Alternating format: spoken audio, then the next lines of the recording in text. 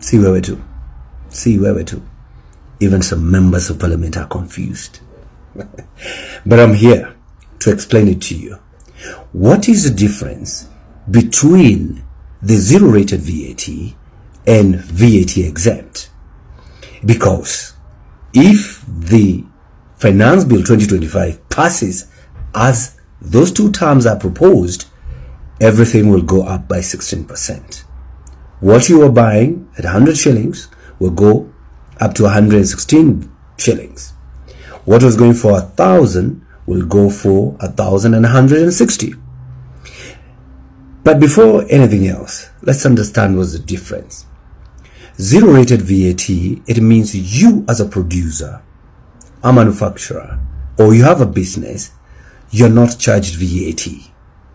Meaning, every VAT you incur, it will be refunded to you. For example, if you have a bakery, you're making bread, and maybe you incur VAT through purchase of packaging, purchase of unga, all that is refunded at the end of it so that it can lower the operational cost, so that the bread can go for 100 shillings, for example. But when you go to VAT exempt, it means nobody's going to refund VAT. So that means any VAT you incur, to the example of bread, maybe packaging and maybe unga, that 16% you incur will not be refunded. And that means it will be passed on to the consumer. So the 16% that they were getting refunded earlier, now they are not going to be refunded. If the finance bill passes the way it is, then it means they'll pass it to you. They'll mark up the price. So the bread, the example I was giving, will go up by 16%. And it is not just bread. It is almost everything will go up by 16%.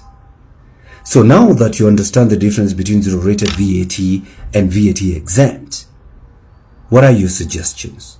Before I tell you what I think, because you have to look at all the sides, because it's going to be passed to you. The hustler, man, everything will go up by 16%.